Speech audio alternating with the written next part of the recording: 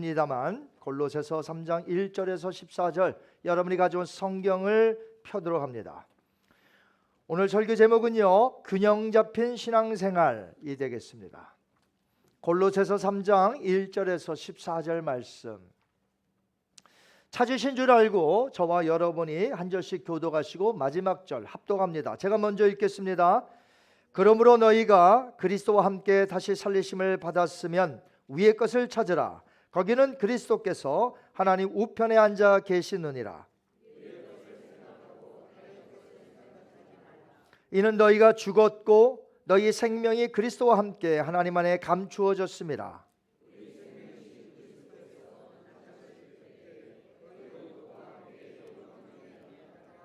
그러므로 땅에 있는 지체를 죽이라. 곧 음란과 부정과 사욕과 악한 정욕과 탐심이니 탐심은 우상 숭배니라.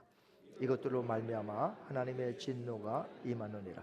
너희도 전에 그 가운데 살 때에는 그 가운데서 행하였으나 이제는 너희가 이 모든 것을 벗어버리라. 곧 분함과 노여움과 악의와 비방과 너희 입에 부끄러운 말이다. 너희가 서로 거짓말을 하지 말라. 옛사람과 그 행위를 벗어버리고 새 사람을 입었으니 이는 자기를 창조하신 이의 형상을 따라 지식에까지 새롭게 하심을 입은 자니라. 거기에는 헬라인이나 유대인이나 할레파나 무할레파나 야만인이나 수구디아인이나 종이나 자유인이 차별이 있을 수 없나니 오직 그리스도는 만유시요 만유 안에 계시니라. 그러므로 너희는 하나님이 택하사 거룩하고 사랑받는 자처럼 긍휼과 자비와 겸손과 온유와 오래 참음으로 옷 입고 누가 누구에게 불만이 있거든 서로 용납하여 피차 용서하되 주께서 너희를 용서하신 것 같이 너희도 그리하고 이 모든 것 위에 사랑을 더하라. 이는 온전하게 매는 띠니라. 아멘. 살아계신 하나님의 말씀입니다. 여러분은 여행을 좋아하시나요? 여행을 좋아하긴 하는데 실제로 여행을 가지 못하는 분들이 많이 있습니다. 상황이 여의치 않고 또 여러 가지 이유로 인해서 여행은 좋아하는데 여행을 못 가는 분들이 종종 있어요. 그럼 이런 여행은 어떨까요? 캐나다 출신 폴 스티븐스 목사가 쓴 책이 있습니다. 참으로 해방된 평신도. 여기에 보면 크리스찬들에게는 꼭 세 가지 필요한 여행이 있다고 합니다. 자, 첫 번째 여행은 뭐냐면 위를 향한 여행입니다. 자, 어디를 향한 여행이요? 위를 향한 여행. 크리스찬들은 땅에서 살고 있지만 하늘을 바라보고 사는 사람이어야 한다는 것입니다. 감사와 찬양, 경배와 고백을 통해서 하나님과의 관계를 바르게 하는 것이 바로 위를 향한 여행이라는 것입니다. 두 번째 여행은 안으로의 여행입니다. 어디로의 여행이요? 안으로의 여행. 이 땅을 사는 동안에 크리스찬들이 우리의 내면을 계속해서 가꾸어 나가야 한다는 것이죠. 그래서 이 여행을 우리는 예수님을 믿은 후에도 계속해서 해야 한다는 것입니다. 세 번째 여행은 밖을 향한 여행입니다. 자, 어디를 향한 여행이에요? 밖을 향한 여행이다. 자, 크리스찬들은 믿음으로 세상에서 나아가 섬김과 봉사로 하나님의 뜻이 밖으로 드러내야 한다는 것입니다. 자, 여러분은 크리스찬으로서 이 세 가지 여행 하고 계신가요? 폴 스티븐스 목사가 언급한 이 세 가지 여행이 무엇이라고 제가 말씀을 드렸죠? 첫째, 위를 향한 여행. 두 번째, 안으로의 여행. 세 번째, 밖을 향한 여행. 자, 오늘 본문에 보시면 사도 바울이 골로새 교회에게 편지를 썼고요. 오늘 우리는 21세기에 오늘 골로새서를 통하여 우리 교회가 이 편지를 받고 있습니다. 자, 바울은 우리에게 이 세 가지 측면에서 아주 중요한 것을 가르치고 있습니다. 저는 그렇게 사는 것이 바로 균형 잡힌 신앙생활이라고 봅니다. 한번 따라 하실까요? 균형 잡힌 신앙생활. 이 균형 잡힌 신앙생활은 매우 중요합니다. 왜냐하면 균형을 잃어버리면 큰 문제가 생기기 때문에 그래요. 사람들에게 어지럼증이라는 게 간혹 있을 수 있어요. 또 특별히 나이가 들면 그럴 수 있고요. 젊어서도 그럴 수 있습니다. 그런데 어지럼증이 있으면 어떻게 되죠? 바로 서 있지를 못해요. 뭘 짚어야 되지 않겠습니까? 균형을 잃게 되면 큰일이에요. 뇌출혈을 하든지 이 뇌에 문제가 생길 때 꽈당 어지럽거나 잘못 헛디뎌서 넘어졌을 때에, 균형을 잃었을 때에 큰 사고가 난다는 거죠. 그러므로 균형 잡힌 신앙생활은 그냥 있어도 그만 없어도 그만이 아니라 너무나 중요하다는 것을 알 수가 있습니다.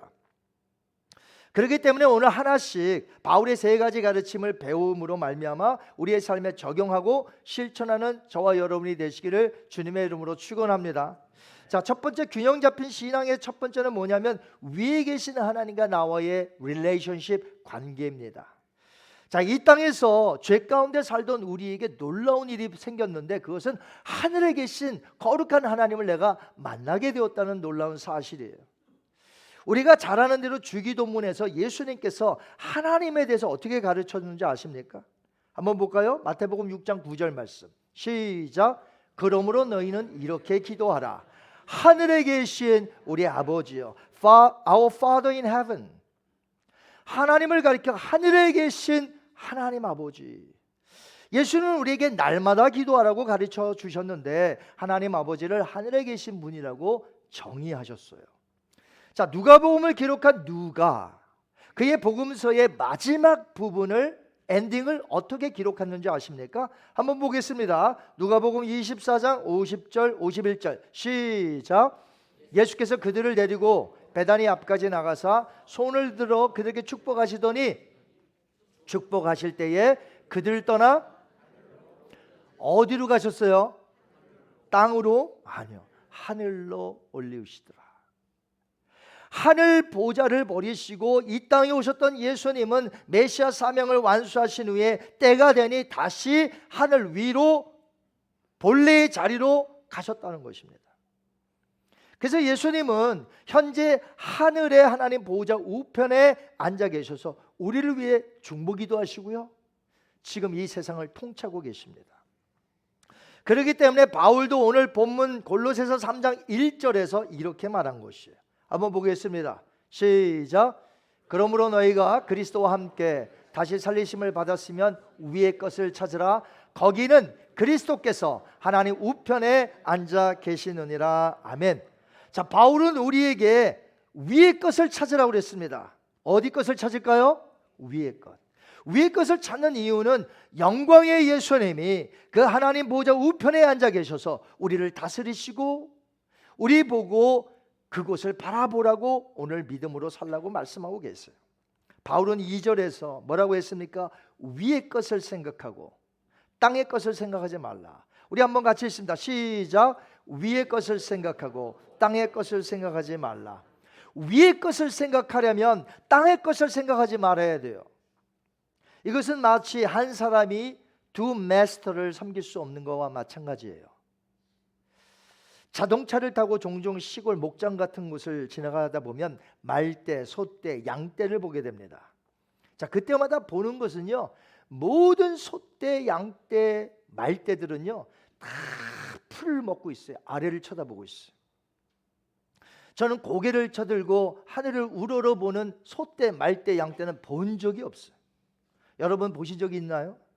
바로 이것이 인간과 짐승이 다른 점이라는 것이죠. 물론 예수님을 모르는 자들도 지금 현재 이 땅의 것만 바라보고 살아가고 있습니다. 땅의 것을 생각하지 말라는 것은 하나님 없이 사는 가치관으로 살지 말라는 거예요. 끊임없는 이 세상의 인간적인 욕심으로 살지 말라는 것이에요. 세속적인 제약의 행동들을 생각하지 말라는 것입니다. 여러분, 땅의 것은 썩어질 것들이에요. 사라질 것들이에요. 예수님 다시 오시면 불심판이 있겠다고 하셨는데 그때 다 사라질 것들입니다. 그 땅의 것을 생각하지 말고 영원한 것, 영원한 주, 그 하늘의 것을 생각하며 살라는 것이에요. 우리의 생명이 어디서부터 왔습니까?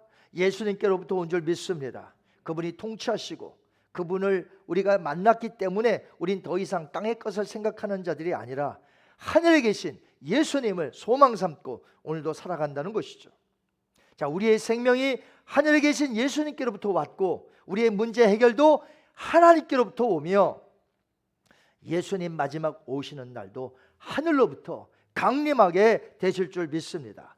그때 우리는 변화되어 부활체가 되어 예수님과 같이 하늘로 우리는 가게 될 것입니다. 바울은 4절에서 이렇게 말했어요. 그래서 골로새서 3장 4절 시작. 우리 생명이신 그리스도께서 나타나실 그때에 너희도 그와 함께 영광 중에 나타나리라. 아멘. 그렇기 때문에 우리가 이 땅에서 살고 있음에도 불구하고 썩어질 땅의 것을 생각하는 자들이 아니라 항상 위의 것을 생각하고 살아야 한다는 것이죠. 우리는 예수님의 피로 구원받은 자인 줄 믿습니다. 우리의 본향이 어디예요? 천국이에요. 우리의 본향은 지옥이 아닙니다. 우리의 신분의 아이덴티티, 정체성은 이제 하늘 아버지의 자녀가 되었습니다. 하나님의 가족이라면 당연히 하나님 나라를 꿈꿔야 돼요. 아버지가 생각하는 것을 내가 생각해야 한다는 거죠. 앞으로 펼쳐질 천국의 삶에 항상 소망을 두고 이 땅을 살아가야 될 줄 믿습니다.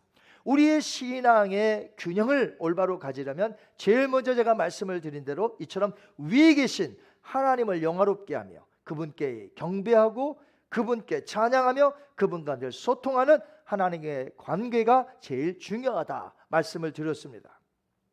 자, 그런다면 신앙의 균형을 잡히려면 하나만 있는 게 아니라 또 있다는 것이죠. 그것을 두 번째, 나와의 관계를 찾아야 한다는 것입니다. 이제 두 번째 균형 잡힌 신앙이라는 건 뭐냐면 내 안에 있는 내면을 내가 힘써 경건하게 살아야 한다는 거예요. 어떤 분들은 자신의 죄를 범해놓고 핑계도 쉬워요. 마귀가 날 꼬여서 그렇게 했어. 누가 했단 소리예요? 마귀가 했단 소리예요? 내가 했단 소리예요? 상황이 그래서 어쩔 수 없이 누가 했다는 거예요? 다 내가 했다는 게 지금 아니에요. 그러니까 얼마나 쉽게 우리는 내가 죄를 범했음에도 불구하고 그 죄가 얼마나 무거운 죄인지를 알질 못해요. 쉽게 변명해 버린다는 거예요. 자신의 경건 생활에 대해서 훈련하고 경건하려고 애쓰고 힘쓰는 게 아니라 그냥 쉽게 죄를 범하고 그냥 쉽게 변명해 버린다는 것이에요. 그래서는 안 됩니다.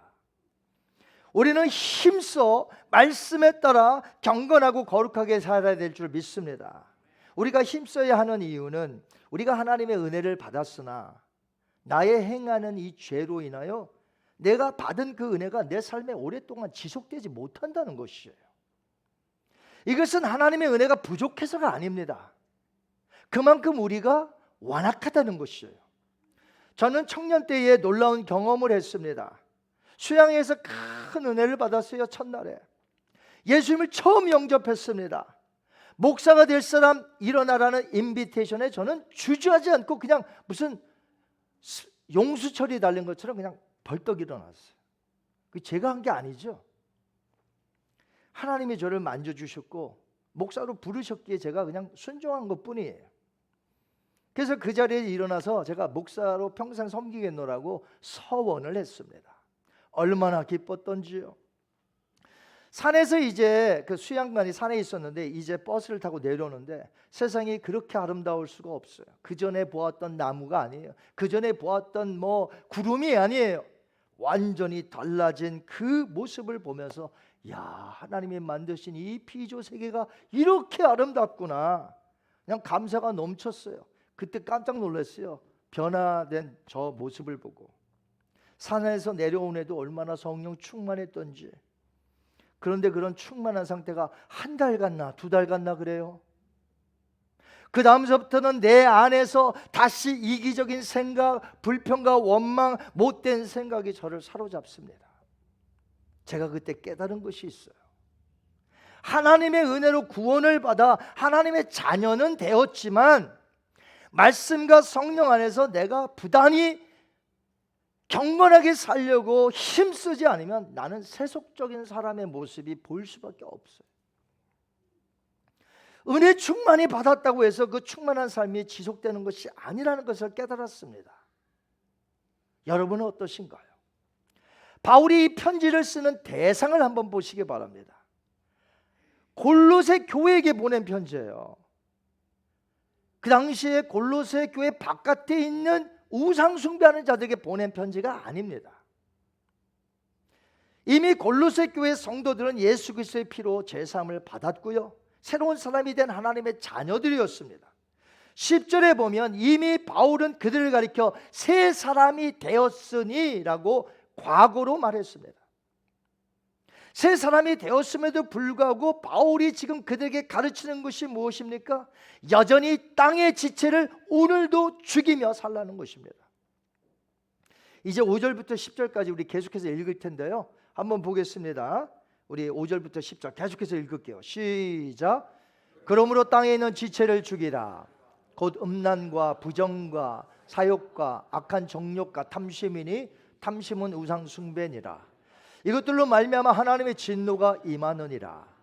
너희도 전에 그 가운데 살 때에는 그 가운데서 행하였으나 이제는 너희가 이 모든 것을 벗어버리라. 곧 분함과 노여움과 악의와 비방과 너희 입에 부끄러운 말이라.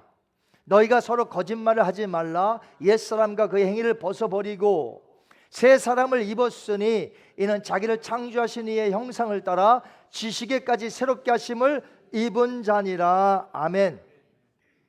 골로새 교회 성도들이 예수님을 믿기 전에는 분명히 이방 신상을 섬겼었습니다. 이방 풍습을 따랐던 자였습니다. 예수님을 믿기 전에. 그러나 예수님을 믿은 후에는 거룩하게 살아야 한다는 거죠. 하나님의 자녀가 되었으니 거룩하게 살라는 것이죠. 그러므로 우리 안에 내면에 하나님의 말씀으로 충만히 거하며 성령에 충만하여 거룩한 삶을 살려고 내가 부단히 죄악과 맞서 싸워 이겨야 된다는 것이죠. 히브리서 저자는 성도들에게 이렇게 말했습니다. 한번 볼까요? 히브리서 12장 4절 말씀 시작. 너희가 죄와 싸우되 아직 피 흘리기까지는 대항하지 아니하고. 여러분 권투 좋아하세요?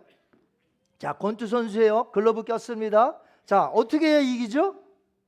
상대방을 펀치를 날려서 KO패를 시키든 어떻게든 이겨야 될 거 아닙니까? 그렇죠? 그런데 자, 죄와 싸우긴 싸워요.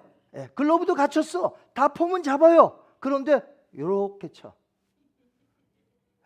쓰러지겠습니까, 여러분? 세상의 정욕이, 마귀가, 그리고 내가 싸워야 할 대상, 그게 넘어지겠어요? 자, 다 갖췄는데 이렇게 날려갖고 되겠냐 하는 것이에요.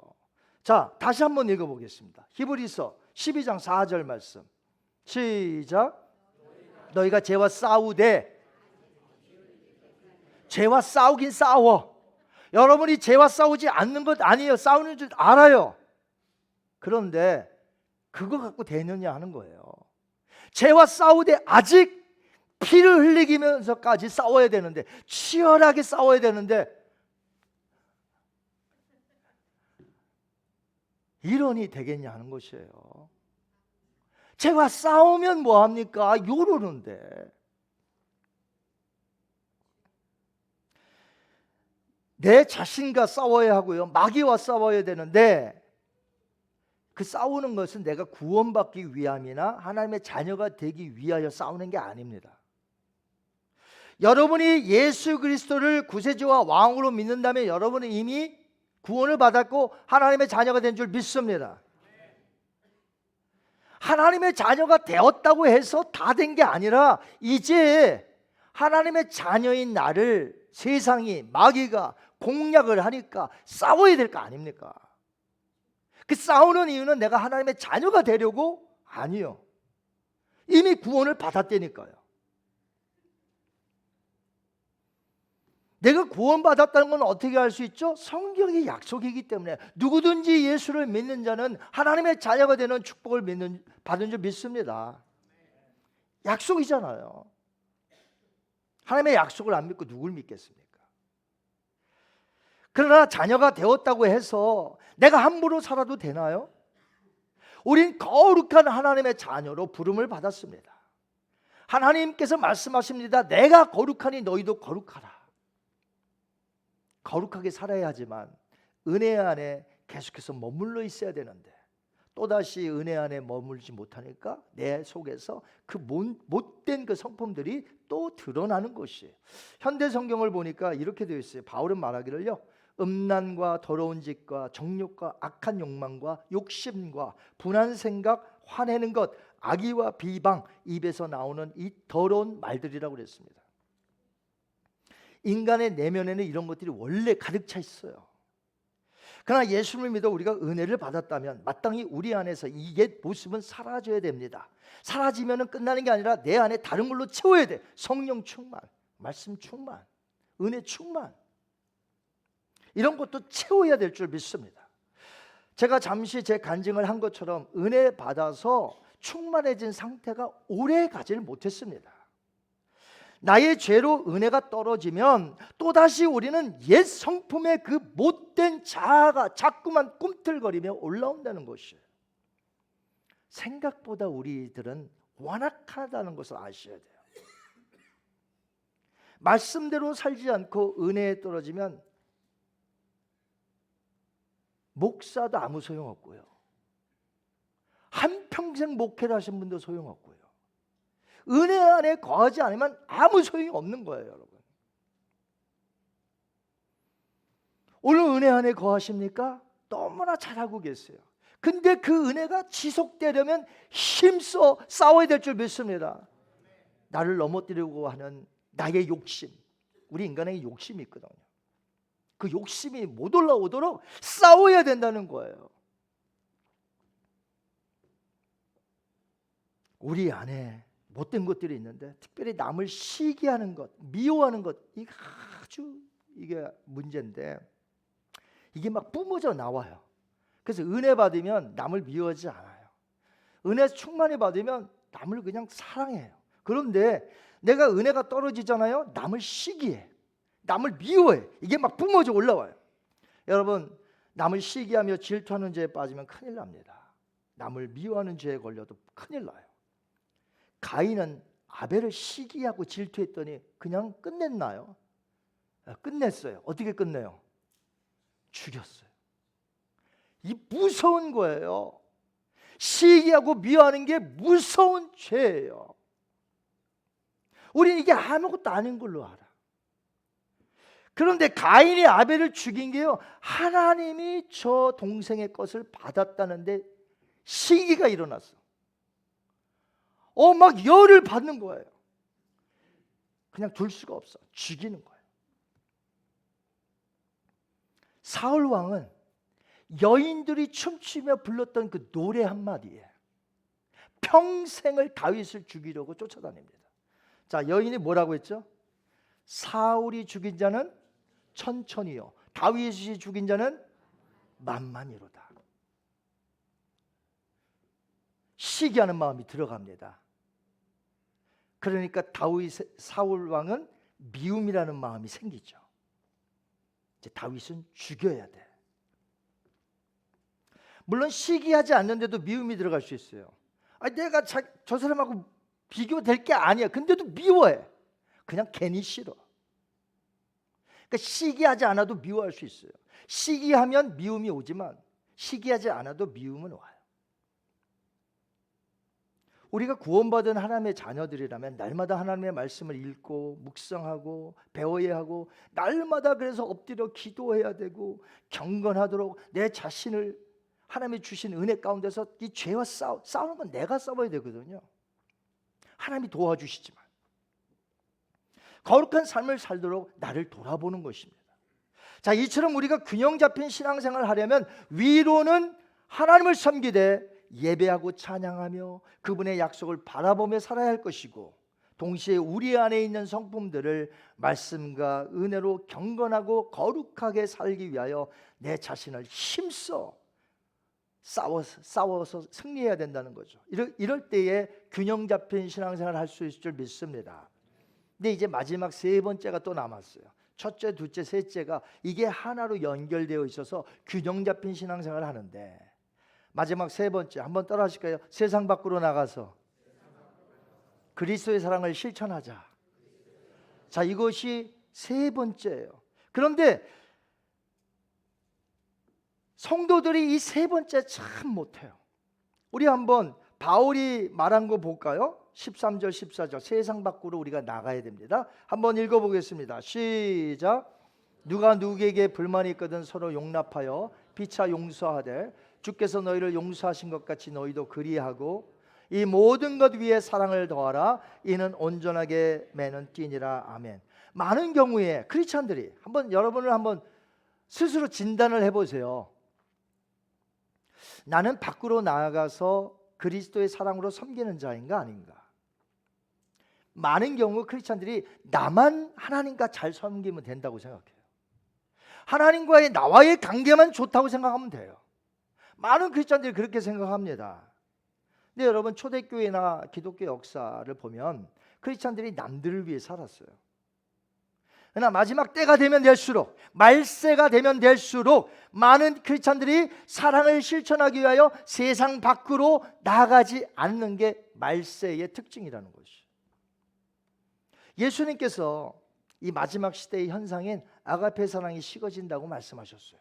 한번 볼까요? 마태복음 24장 12절, 예수님이 하신 말씀이에요. 시작. 불법이 성함으로 많은 사람의 사랑이 식어지라. 여기 그냥 한번 더 보세요. 자, 불법이 성함으로 누구의 사랑이 식어져요? 많은 사람. 그럼 여러분 생각에는 딱 저 글을 읽는 순간 많은 사람의 사랑이 식어진다. 누구 사랑을 얘기하겠어요? 크리스찬들이 아니면 넌 크리스찬들? 누굴 생각하는 거예요? 아마 많은 사람들이 세상 밖에, 아유 그렇지, 저 사람들 사랑을 모르니까 사랑이 식어지지, 아유 말세야 말세. 많은 사람들이 이렇게 생각해요. 근데 이 구절만 보면 그렇게 생각할 수 있죠. 한글을 읽으면, 영어도 마찬가지예요. 헬라어로 읽으면 달라져요. 헬라어로 읽으면, 헬라어에는 사랑이 여러 가지가 있습니다. 남녀간의 사랑 에로스, 형제간의 사랑 필로에, 그 다음에요 아가페 들어보셨죠? 아가페는 무슨 사랑이죠? 하나님의 사랑이에요. 신적인 사랑, 무조건적인 사랑. 자, 그런데 예수님이 말세에 되어질 일을 예언할 때에 많은 사람의 사랑이 식어진다 할 때 아가페를 썼어요. 한번 볼까요? 이제 다시 보겠습니다. 마태복음 24장 12절 말씀, 시작. 불법이 성함으로 많은 성도들의 아가페가 식어지리라. 누구의 사랑? 성도의 사랑이 식어진다는 거예요. 세상 사람들의 사랑이 식어지는 게 아니라, 세상 사람들의 사랑은 이미 식어졌어요, 안 식어졌어요? 이미 자기들밖에 모르니까 남들 사랑 안 하잖아요. 예수 믿지 않는 사람들. 그러니까 예전에 식어졌어. 무슨 말세에 식어져. 말세의 사랑이 식어지는 건 누구예요? 저와 여러분이라는 거예요. 교회들이라는 거예요. 바울이 14절에서 말했던 이 모든 것 위에 사랑으로 더하라, 이 사랑도 아가페를 썼어요. 자, 누구 사랑이에요? 성도의 사랑. 성도는 하나님의 신적인 사랑을 가지고 있습니다. 무조건적인 사랑이에요. 자, 그러니까 크리스찬들은 세상 밖으로 나아가서 아가페 사랑을 실천하며 섬겨야 될 줄 믿습니다. 예수님께서 그렇게 예언하셨으니까 내가 사랑 안 하는 것도 다 그 예언 때문이야. 그러면 안 되겠죠? 그러니까 내가 오늘 깨어 있어서 예수님의 말씀을 깨달아라, 나라도 오늘 나가서 그리스도의 사랑을 실천해야 되겠다, 그겁니까? 아니면 예수님의 말씀의 예언처럼이야, 내가 사랑 안 해도? 어느 거예요? 여러분, 어느 걸 따라가실래요? 우린 세상 밖으로 나아가서 그리스도의 사랑을 나타내야 되고 그리스도의 복음을 나타내야 되는 사람인 줄 믿습니다. 사랑하는 성도 여러분, 오늘 말씀을 맺으려고 해요.